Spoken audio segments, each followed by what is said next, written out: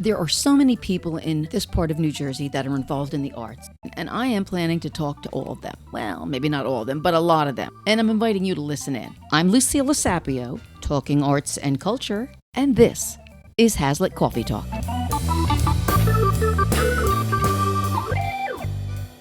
I think we can all agree that 2020 was a pretty terrible year.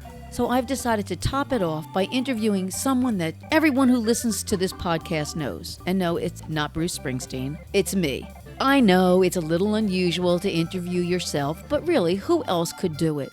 And after all, it is my podcast. I'm hoping that I will be honest with me. Well, I'm going to try to be as honest as possible. Great. So let's start by asking you, why do you think you're a creative person? I guess it's because I've always had a really vivid imagination.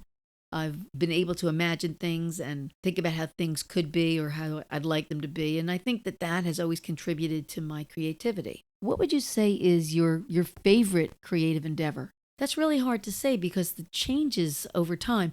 I love cooking. I love baking. I love creating things. I did a wedding cake for my 25th anniversary using fondant, which I think turned out fabulously.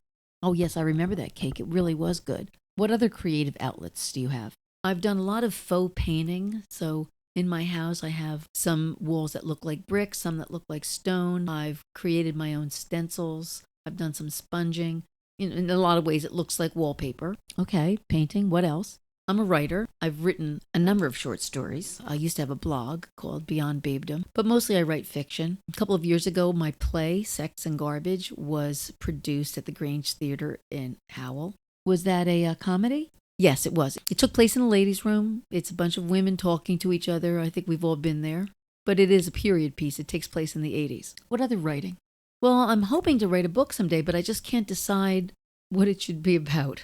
Yeah, that's a challenge. You have to actually have something to write about for it to be a book. Exactly.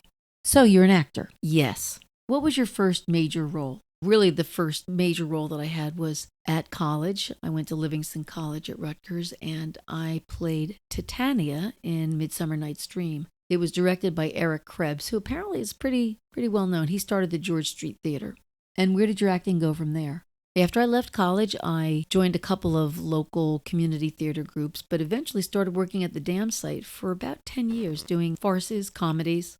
Have you always just done comedies? No, but mostly. I guess my most challenging role was when I did Tally's Folly with the Main Street Players in Matawan. It's a 2-person play. It was pretty intense. I really enjoyed it. Was that then the only dramatic role that you played? No, I also did several one-act plays at Brookdale. The Great Nebula in Orion, and Lou Gehrig Did Not Die of Cancer. Certainly not a comedy. I'm curious, did you ever consider a career in acting? Well, actually, when I was a kid, I really wanted to go to the American Academy of Dramatic Arts and be a professional actor. But as I got older, I realized that although I love acting, I really just like to do it for the pleasure of doing it. And when I act now, even in a professional murder mystery company, I always forget that I'm getting paid because it's just the act of acting that I enjoy. The money is kind of just a little icing on the cake.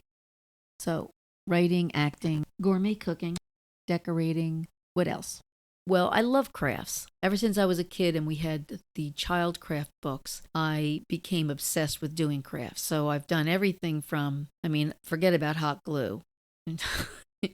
Don't leave me with a hot glue gun and a bunch of fabric because I will just go nuts.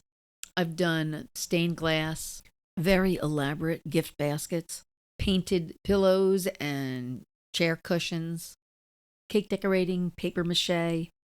And I don't know if you consider it crafts, but I've grown lots of plants from seed. And I have a thriving vegetable garden. Really kind of anything. My philosophy about art is you can't do it wrong. So you can't worry about how it's going to come out. And that's the way I always approach any art project. Is that the same way that you approach writing as well? The interesting thing about writing is you can sometimes plan out what you're going to write, but sometimes you really get stuck. There's writer's block is a real thing. Did you face writer's block when you were, say, writing your play? Yes, I did. And my friend Billy Van Zandt gave me a really good piece of advice. He said, when you get stuck, Just keep writing no matter how bad it is. Just finish it. You can always go back and fix it. And that's exactly what I did, and he was exactly right. Speaking of your writing, besides your play, you said you've written a lot of short stories. Can you tell us about a few of them? Well, one of my favorites is called The Church of the Everlasting Gift, and it's about a man who finds a way to make all of his wishes come true, but it kind of backfires. Why don't you read us just a bit? Okay. It was a miracle. It could be nothing less. Edgar was growing hair. It wasn't a lot, only a few strands, but just the fact that he had any was amazing. Edgar stole another glance in the mirror. Aha, it was still there. In fact, it was easily twice as much as yesterday. He lovingly smoothed the new strands of hair over his head and turned off the light over the mirror and smiled once again at his reflection. He almost pranced down the stairs as he descended to the basement study to check on his hidden altar. It was safe. Grabbing his briefcase, he headed off to his morning commute. He would wait until tomorrow before setting up the altar again. Oh boy, was his life going to change. Now, I want to ask you a question about baking, because you did say you really enjoy that. Yes, and I really enjoy watching the Great British Baking Show. Love it. So what was your biggest baking failure? My biggest failure was I went to make a pavlova, which is basically a meringue cake, and I had made it several times before to great success. This time I decided, based on watching the Great British Baking Show, to weigh my ingredients instead of measuring them, which would have been fine, except I was using Splenda instead of sugar, and Splenda weighs a lot less, so my cake ended up being like a brick. It was really pretty bad. So, since you're an actor, can you dance as well? Yes, I love to dance.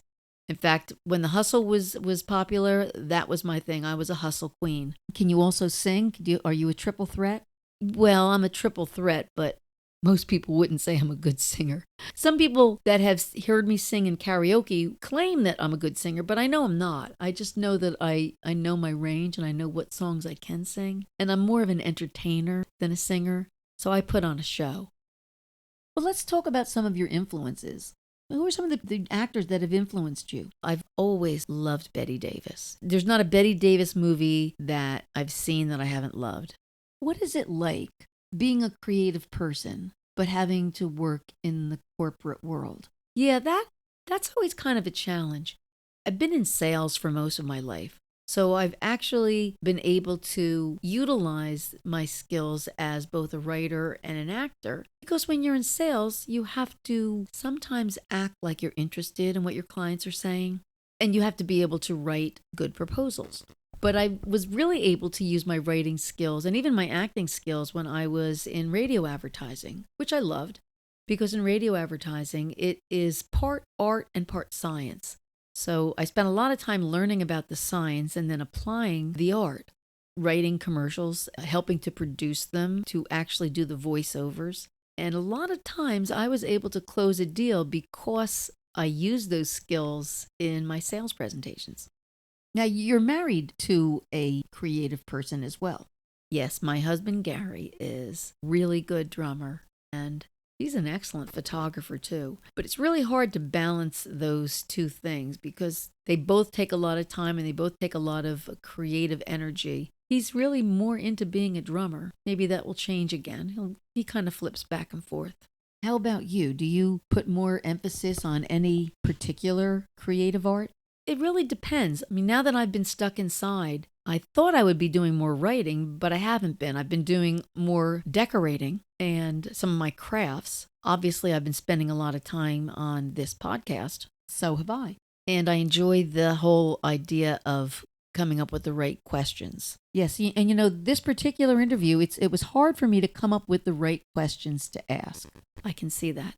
You mentioned that you're also a landscape designer. When did that start? I would say it probably started about 20 years ago. What I did learn along the way was that you really have to plan ahead, because I planted so many things that had to be moved or that just didn't grow because I didn't take things into consideration, like the amount of sunlight or how to group things. Since that time, I have created a knot garden or parterre. And what's a parterre? A parterre is a garden that is designed from a hedge, and the hedge is a pattern, and within the pattern you plant flowers. Think like Versailles.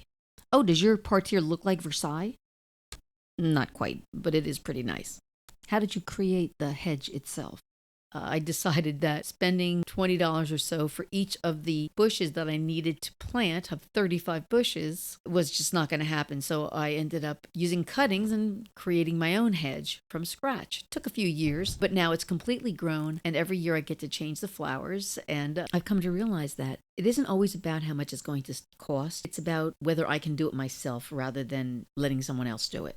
So that's why sometimes I just do these things on my own without buying the things that I need. Even though I'm the only one that can see it from above, that's okay, because it's for me anyway. What other kind of landscaping have you done? My next plan is to make a Japanese garden in the backyard, using some of the existing bushes that I have and moving them around, and putting in a gravel stream, dry bed, a little bridge. So hopefully within the next year I'll have that completed. You're also a gourmet chef? I think so. I gamble a lot when I cook. If I have a dinner party coming up, I will make something I've never made before. I can usually tell from what the ingredients are if it's going to be something good. And I think maybe once or twice didn't really turn out like I thought, but it wasn't a complete disaster. Do you and Gary do creative things together? Once in a while. We do things that are fun. We don't do things that we necessarily share with other people. We once did a duet of, I can't remember the song, but it was really pretty funny. Anything else you want to share? I love to sketch in charcoal, although I haven't done it in a long time, but Gary recently bought me an easel, so I'm going to start doing that again. And maybe I'll get started on that book that I've been always thinking about doing. Sounds great. Lucille, thanks so much for making the time today. Well, thanks for not asking me any really hard questions. I love the arts, and I love to talk, and that's why I'm talking to local artists. And if you like listening, then subscribe to my podcast. You can do it on this page, on iTunes, or anywhere you get podcasts. Thanks for listening in 2020, and I hope you're back next year. Happy New Year. I'm Lucille Sapio, and this is Hazlitt Coffee Talk.